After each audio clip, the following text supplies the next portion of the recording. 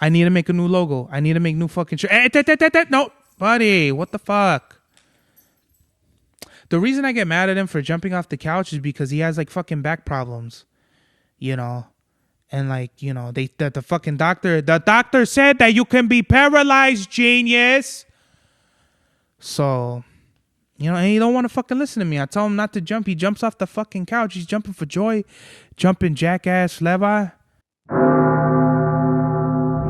Mad Max was the turnout of my lifestyle.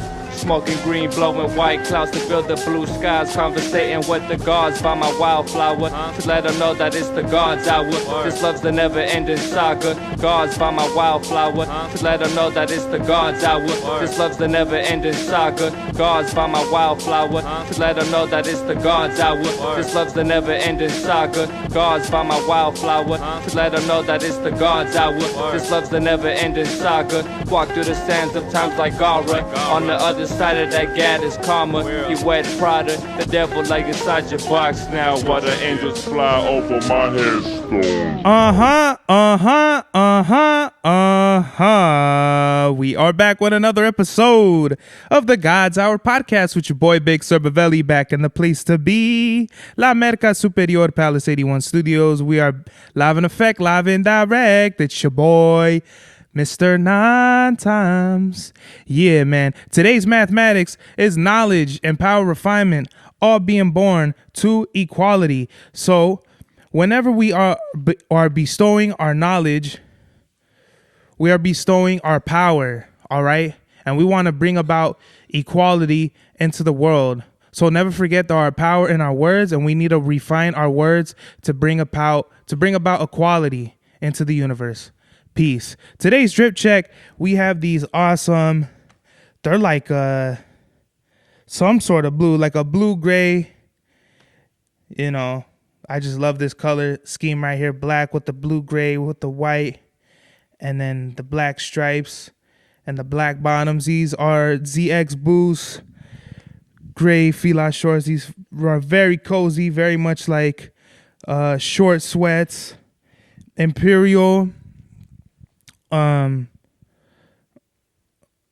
blue Imperial drip, and then we have a, you know, blue White Sox fitted, and we have Presley on the program. You want to say something, buddy? Jesus, say it, don't spray it, buddy. I gotta talk into this thing, and you just lick this motherfucker. Okay.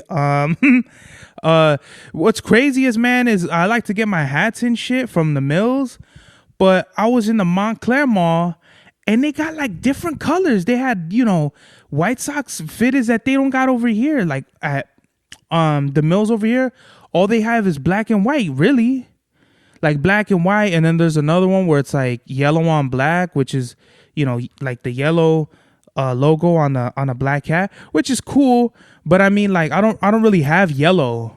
You know, black and yellow is a thing, but I'm not gonna be out here looking like a fucking bumblebee, you know. So it's kind of like, yellow's like a color, like there's certain colors that I stay away from because I just feel like I don't look good in them solely. I feel like accents are cool. Like, you know, I have the Thunder Yellow 4s, and those go good with the Somos Leones shirt that I have, but I don't really have yellow. I have like other, like I have the evil bread man on a yellow. I think I do.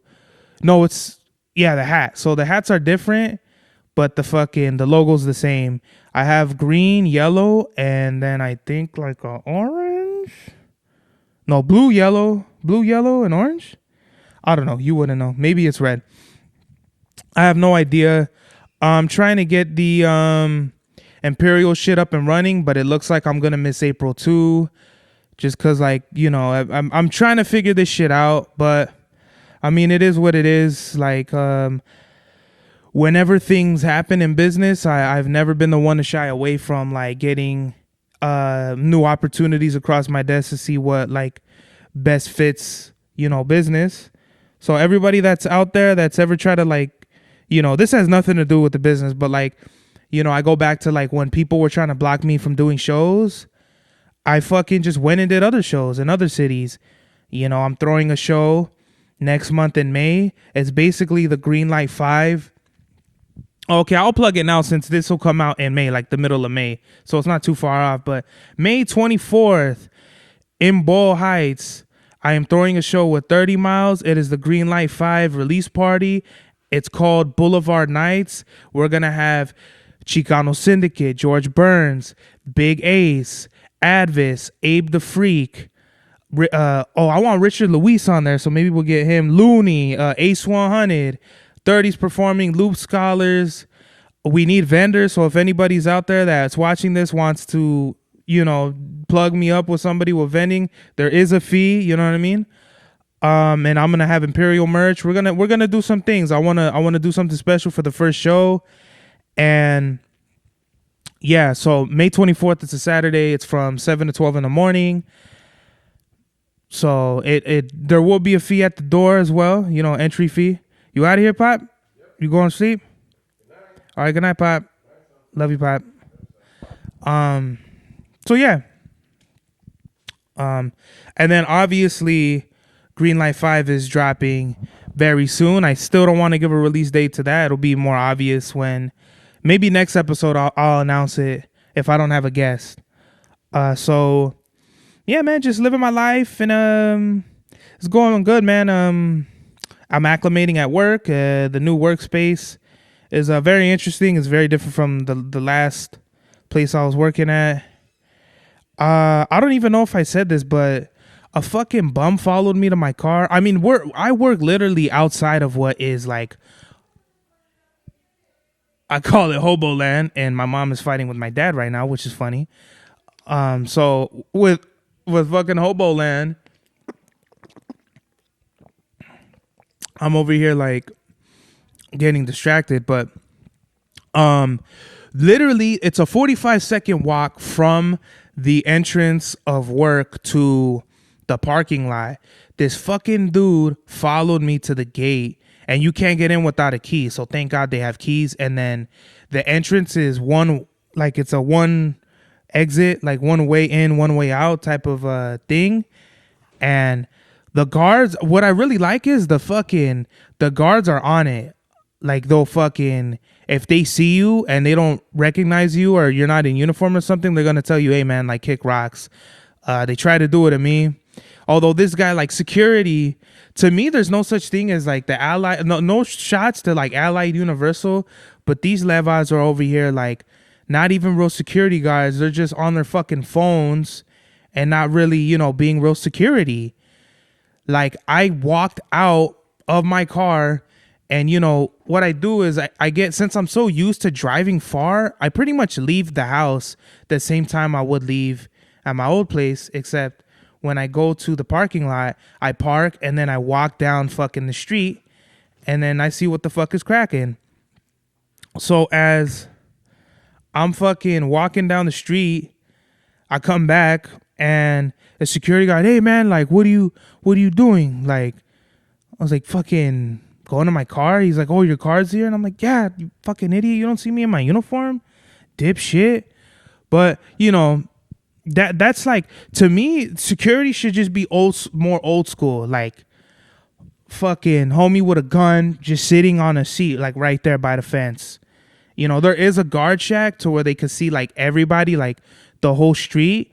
But I mean, really, it should be one guy on the top, one guy on the street. That's how it should be.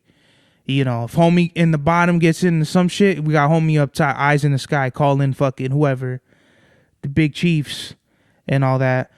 So my point is, these security guards, since they know because they think like, oh, like no one's gonna fucking do anything, like we're security, they're just not real security. They're just on their phone. I see them all the time. They're either watching something on their phone or they're talking, and it's fucking ridiculous. So one night I'm going to my car and this dude follows me to the gate, and like I literally run and I shut the gate behind me because there's no way you could get in. You got to go all the way around, and if worse comes to worse, like I'll fucking just get in my car and run you over. But I see him, so he's going this way, like across the street, and then I go out the gate because I just dropped my backpack off in the car and was going to go back to work. And as I'm doing that, this dude comes back and he sees me and he starts coming towards me. I was like, fuck no, what the hell? And I basically almost ran back into work. And I'm thinking like, what the fuck is up with this guy? You know what I mean? I had more fear of not having something to protect me than the actual guy. Because if the guy wanted to do something, he would have done it already. But just the fact that I didn't have anything to protect me and I didn't feel safe, that was like the fucking, like the scary part. And then I think even like 2 or 3 days later, I had that fucking night terror where it was really weird. Like I had entered this, like when you have a dream and it's a nightmare and you wake up and you're like, what the fuck? I had a nightmare. This was one of those, I thought I was awake. And it kind of felt like sleep paralysis where like I woke up and I don't know if I was already sitting up, but I was fucking just like halfways awake. Like half of my mind was awake and like half of, like, let's say I was still asleep, but like my eyes were open or some shit like that.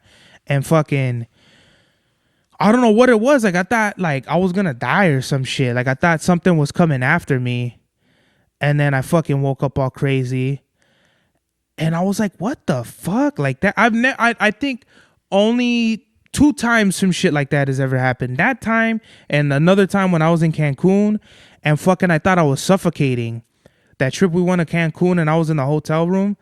I fucking woke up and I was like, oh shit, I can't breathe. I go over to the back and I try to open the door, but the door was locked. So I couldn't find the fucking lock on the door. So I run back to the front door, open it, and like I'm like taking deep breaths and I'm like, what the fuck was that?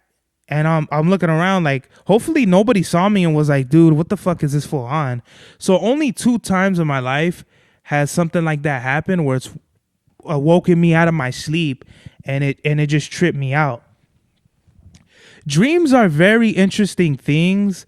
I think all dreams like start at the pineal gland or something like that, right? Which they say your brain produces like before you die, so you fucking have a nice trip to the afterlife. Or when you do like DMT, that say that like activates that shit. But I don't think I'm ever gonna do no shit like DMT or ayahuasca. That's a little too much, you know what I mean? Psychedelics that put you in like the fucking Andromeda galaxy. I don't know, man. There's like psychonauts out there, and the people that like they love going to like the fucking woods and they camp out or whatever and roast marshmallows and do LSD and all that type of hippie shit. I don't know, man. I don't know if my mind is mentally prepared for any of that shit because I literally deal with things every day that trip me the fuck out. You know what I mean? That's why I feel like I have to like fucking go for walks and I have to fucking do exercise, and I can't just be like a job. Like I can't just be sitting on the fucking computer and not doing shit all day because I know I'd want to slice my fucking wrists open. You know, maybe not that kind of crazy, but like, you know, when I go for my walks and shit, your mind is a fucking, in the words of Fat Joe, your mind is a fucking Rubik's Cube and you gotta like solve it. You know what I mean? And the way like if people think of like consciousness, enlightenment, and like mental health, they think, oh, well, like today's a good day and like every other day after that is good. Like it's like, no, like every day is, you know, like recently I've been waking up and I felt like it's just something heavy in my chest. Like not like, you know, like if I'm getting fucking sick or something, but just like, you know, when you don't have a good feeling about something, like, something fucking bad is gonna happen, like that. Like, I don't know if I call it anxiety, but I just didn't. It just feels weird, like deep down, like something ain't right. And then, you know, some shit will happen after that, and I was like, maybe like I was just feeling the energy of something else or some other shit that happened, and it came out later. But that happened like 3 days in a row, and that's why I was a little concerned. I was like, okay, so is it like something I need to go see the doctor for? Okay, it was just like 3 days. Okay, well, fuck it then. Like, you know, because that normally doesn't really happen. What's up, Presley? You know what's so funny about Presley? He knows when I'm like stressed out about stuff, and then he'll just like put himself in my lap and, you know, thank you for being my unofficial fucking therapist, dog, buddy. Jesus Christ. The TV upstairs is like astronomically loud. And my mom's always mad about something. And that's why the TV's loud as fuck. Unless that was the TV here. Was that the TV here, Pop? Hmm? So anyway, going back to dreams. I think with dreams, I don't take them lightly. Some dreams I've had like very few violent dreams. I've had dreams of like my family. I've had dreams of friends. I've had dreams of girls. And I'm a fucking dreamer. Jesus Christ, you slammed your head against my foot, man. Relax. I know. It's all good. And when I think of dreams, I think of like Pisces, right? Because Pisces are the dreamers. They're the fishes, highly intuitive, and they fucking, they swim around the world. And my dad's a Pisces sun. My mom's a Pisces moon. I have like a heavy Pisces stellium in my chart. So I would like to think that the Pisces energy, it gifts people with like dreams, because I know my mom has had crazy dreams. I don't know about my dad. We don't really talk about dreams or no crazy shit like that. But I'm trying to think. I've had a dream where I was running from like something like the Hulk, and it threw me into like train tracks, and I got hit by a train. Weird shit. Just like, the violent ones are the ones where I'm kind of concerned, because you would think, am I going like psychotic or something? Because I see, somebody get fucking murked or something. And, that's like a whole other thing. But I've only had like maybe 3 dreams my whole life of like very violent, bloody. Somebody got fucking murked. Somebody got chipped. This is a very introspective, retrospective. I'm glad we could talk about these things. Because mental health is an important thing. And, I talk bullshit, and not every episode I want to entertain you guys and make you laugh. Like, if there's something, that's on my chest that I want to talk about, and I feel like it needs to be talked about for people, I'm going to talk about it. Because, I just had a very interesting week. And it's funny because, I deal with my own shit, obviously. Everyone deals with their own shit, but then people add their bullshit on top of that, and you're like, great, do I fucking really need this? Like, I have to wake up and deal with my shit, and here you go, fucking adding to it, instead of like dealing with it on your own. And I'm one of those where like, I'm not like gonna like lash out and shit, but it's like super internal, and it's like, wow, like fucking thanks a lot. Now I gotta add, when you're carrying like heavy bags, and then you just like forget like shit in your car, so you got to go back, and like now you have like your hands full of just like groceries and shit, and you're like, my arms are gonna pop out of their sockets. That's how it feels sometimes with some of these fucking people out here that just like have like no sense of emotional intelligence or like sense of like conscious. There's like people out here that just like to be dicks because they like to be dicks. Well, guess what? Some people don't find that shit funny. And if you are going through things, and if you are unhappy with yourself, then come here. I'll get you down. Hold on. Don't jump off. We're going to talk about that next. Oh, you want to stay with me? Stay with me. Yeah, so if you're going through things, deal with that shit, man, because like some people are out here really dealing with shit, and they're not on the fucking on the dickhead wagon pause like some of these other people. I don't know people like when if you don't know somebody, like if you don't know me and you're automatically trying to like be a fucking goofball and you don't know me at all, it's like, dude, first impressions are everything, and I'm gonna forever laminate you in my mind based on our first interaction. And if that's fucking bullshit, then you're an idiot and you need to get your shit together. I don't give a fuck how old you are. I don't care what your excuse is. Like, come on, bro. Like, we all have our own things that we're dealing with, so deal with that shit. Because like there's times, buddy, where I feel like I literally go through this shit where I'm like, do I explode? Is this the day where I see red? Do I fucking explode on somebody? Like, what do I do? And fucking like 10 times out of 10, I just like ignore them, or I just shut it down, because that's like where I'm at in my mind, where I fucking, my priority is peace.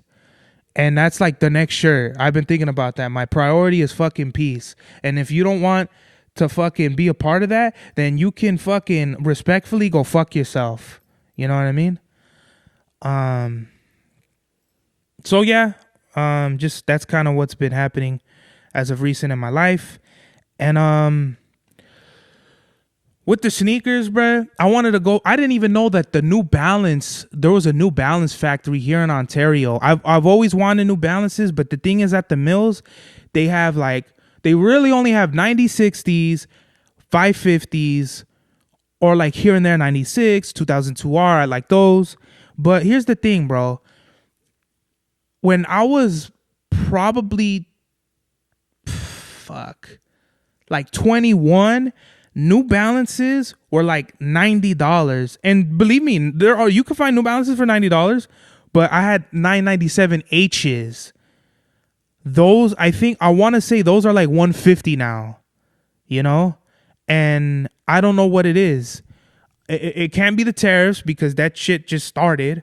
But it's this whole thing to where, like, you know, when Dunks were really popular, everyone was wearing Dunks, and fucking they fell off. And then now it's like the Asics New Balance wave. People, you know, I don't really see people wear Asics though. I still see people wearing, we go back to this all the time, Jordan 1s, Dunks, 9060s. I understand why 9060s would be 150, 200, 210, depending on the fucking model and the yada yadas, the collabs. But to be honest, man, 150 for some shoes is a fucking robbery. You know, I want to say I bought these for 110 and these were on fucking sale. So, and these are comfortable as fuck. And I don't know. I don't care. I like buying like really nice shit, you know. I'm not one of these guys that's gonna wear like a fucking $200-$300 shirt, like a Balmain Paris shirt. Like, get the fuck out of here, bro. Like, then again, like, it goes back to, you know, I'm the guy that bought the Wu Dunk Highs at a fucking markup of almost 400. But hey, like, you know, I guess different strokes for different folks. But I think the important takeaway is, like, I didn't know that there was a New Balance factory. So probably next week I'll go and check them out. And the Alma Manier Jordan 3s dropped today. I should have brought the fucking shoes out, but I haven't even worn them. So why am I going to review shoes? You know, I hate seeing shoe reviews and they don't wear them. Why? I want to see how they look. I want to see how they feel. I want to know how you feel. I've seen videos, though, where it's like they come with like navy laces, cream laces, and like white laces. The ones I came with only came with cream laces and the white ones that are in the shoes. So I just laced up the white ones because cream is kind of like a color that it pops, but I only have like one cream shirt, you know. What am I gonna do? Fucking wear that with that? Like, there's so many other fits you could get off with like a white color scheme, or I guess instead of cream, sail. It's so weird when you get into that weird like cream off white sail. All that's kind of, bro, it's just like a fucking white with a tint a tint of fucking yellow. That's what it is, you know. Sand, whatever the fuck, light yellow. It's all kind of, they're all cousins, they're all brothers and sisters in some form of fashion. So really what I want to look for is some 574s, 2002Rs, and that's it. I've heard 550s are comfortable, but they look flat. I don't know. If there's some shoes over there that I like, I'll probably cop them and, you know, just get it cracking like that, man. I'm a real, like, I don't discriminate. If there's some Asics out there, I'll get some Asics. But what's really weird is the runner shoes are super popular now, but I don't see Asics out here in the lead. As far as runners, I see more mesh Adidas and Nikes. And I'm outside looking. I'm looking at people's feet. Yeah, what's going on? What you got? You know, I see a pretty girl. I look at her shoes. I see, what is she rocking? You know, Adidas, Jordans. I see some fucking, you know, some nice pair of shoes. I want to know what they are. You know, it's so crazy because there's still like old school. I still see old schools and Converse, like people are wearing. And that shit has been from the beginning. Like that is like those shoes, those silhouettes are forever in the DNA of the world. I don't see people wearing Stan Smiths or Superstars. It's really just mesh runners, Dunks, Jordan 1s, and fucking Old Schools and Converse. And you get the sprinkle of everything else. And I'm somebody that like I want a taste of everything. I still feel like I don't have Air Maxes. I want Air Max 95s and 97s. I have Commands. To me, those are kind of like, those are brick Air Maxes. Those don't count. They're not even ones. They're not even 90s. They're not 93s. They're like, and not that they have to be special, but it's just like, if you buy Spizikes, okay, yeah, you buy like Jordans, but they're not 4s. Same thing with people who they want to drive Phantoms, but they buy Chryslers. It's like, okay, we get like you were trying to, we get what you were trying to do. You're trying to ride clean. It ain't a Phantom though. It's a fucking Chrysler, bro. So you know what I mean? And then I like obviously shit like these, like ZX Boosts. These are runners right here. These are actually like good mesh runners. They're not like the cheap ass fucking black and white ones or whatever. And that's not to knock nobody. It's just I like wearing clean, fly, comfortable shit, and that's all I'm ever gonna wanna wear. At least for right now. Maybe I'll go and fucking it'll be all about being fly and shit. But for right now, I want to be comfortable. I want to be fly, and I want to do it to the day that I die. Holla at your boy. Presley, you want to tell him anything?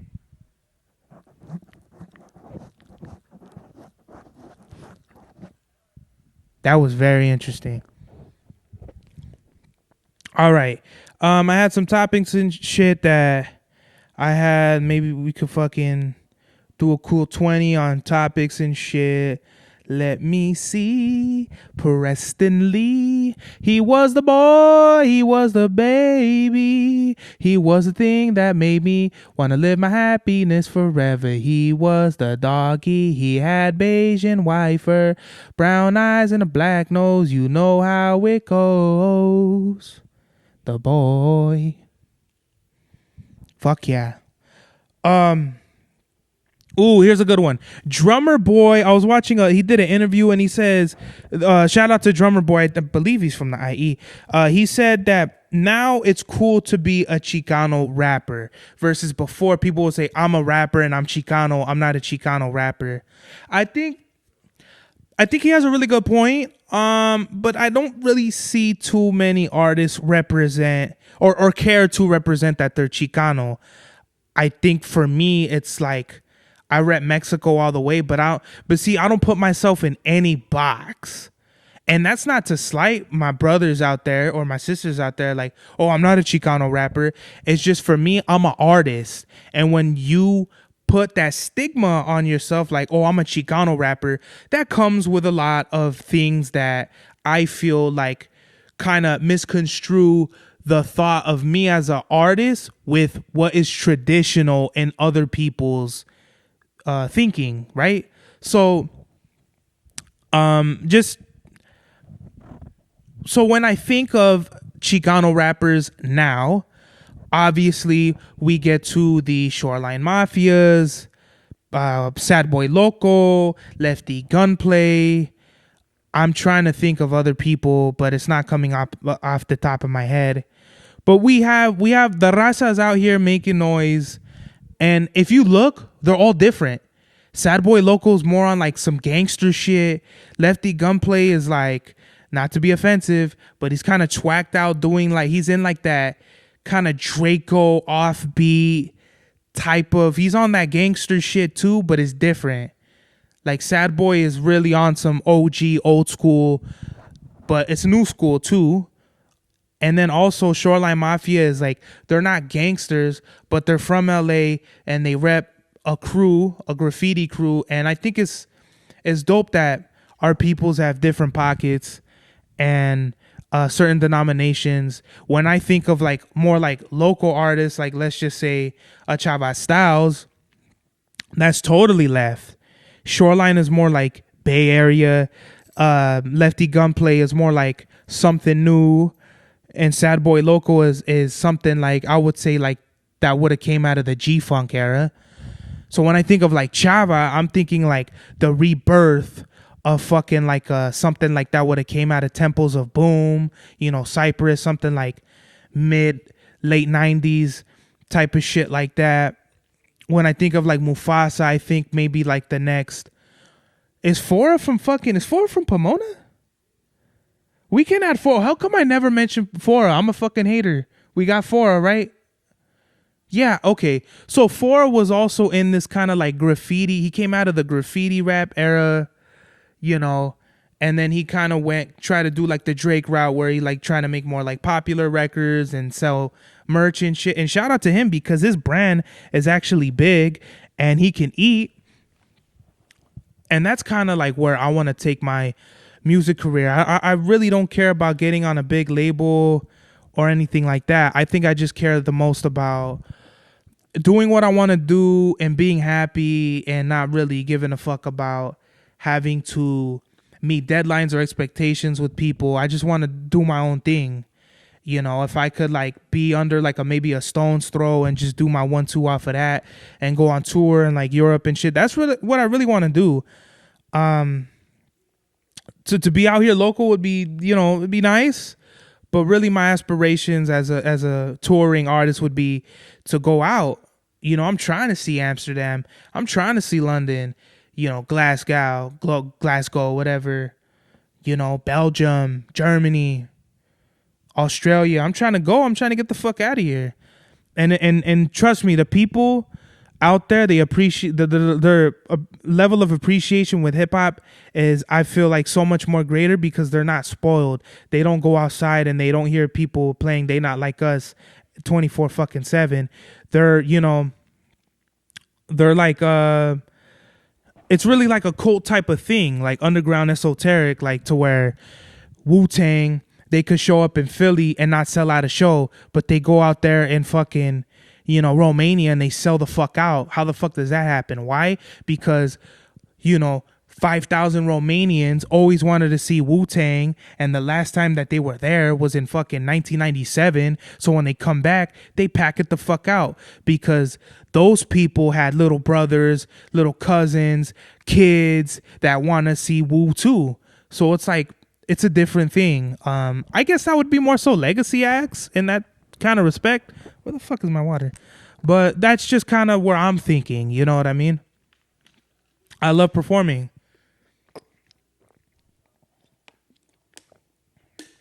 There's not nothing like performing. My schedule changed, so I'm not going to be able to be doing Pomona Loud anymore, at least for now. If I'm not able to get weekends off, because I work, you know, union, so it's all seniority based. With the crew that stays there, if this crew stays there and no one promotes, I'm going to stick with the schedule. So that's why I'm not even looking forward to having any plans of just like having weekends off or anything, because I really don't see nobody. There's literally, I think, only 1 or 2 people that are going to promote. And even then, it's kind of like, if they leave and the weekend spots are open, the 2 people under them are going to take. So it's like, you know, best case scenario, I get Wednesday, Thursday off, and hopefully I'll stick there and nobody bumps me. Either way though, like, I'm going to still make it happen. And what was my point? With doing shows, right? It got to a point where I did Pomona Loud so much that like I just didn't have that excitement or that feeling for performing there anymore. And not in like a sad way, not in like, you know, I'm losing my edge or whatever, but just like it just didn't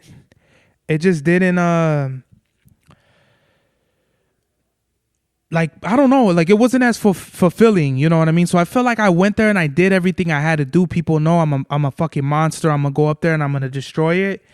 And no offense to anybody, but I would see some of the same people and I'm like, what the fuck are you even doing? Every time I come up here, I'm doing a different song to get different reactions, because I'm really trying to figure out where my music stands with today's people and shit. But when you go up there and it's the same fucking song and it's the same Yanara, I mean, I went up there, I don't know how many times. When did I start doing Pomona Loud, buddy? Like, I must have started doing it like when I started working in the fucking valley, right? It had to have been like July or in the summer at least. Let's just say September, right? Just September to fucking now. Let's just say 6 fucking months. Let's just say I did 12 shows because that's what it's kind of like what it is, right? I did 12 open mics. And I want to say only 2 shows I did the same song twice. So that means even if you were one of those people that saw me every time, you only saw me do the same song twice. In that whole time, I never saw somebody else do a different song more than twice. So it's the opposite. Every time I saw, there was one guy I saw him do the same 3 songs the whole time I was fucking performing there. I don't mean to shit on anybody and anything like that, but it's like when you're comfortable, that's like that. I'm the, I do not want to be comfortable at all. Fuck that shit. Like, as an artist, you got to get out of your comfort zone. You have to you got to have constant ways of thinking. How do I dress better? How do I spit better? How do I pick better beats? The songs to the venue. Very, very quickly did I find out that some of my more hardcore, like street type of records were not going to work in that room. They just weren't, because we have, it's a lesbian bar, gay, the gay women over there, they're not really trying to hear, fucking somebody talking about shooting motherfuckers and shit like that. Like, I fucking understand. There's a market for everything. So what did I do? I switched it up. I played records like La Sirena, fucking Scorpion Queen. Shit that I knew that, okay, like, this is an all-women crowd. Let me do all-women records. So that's what I did. And I felt like those songs went over way more. So my point is, as an artist, you have to figure out, okay, like, if this isn't working, figure out what is going to work. Because you doing the same fucking 3 songs, you ain't drop an album, you ain't working on an EP, is not doing anything for your career. So you might as well just stop and go back to the drawing board. So that's why I'm kind of glad that I didn't,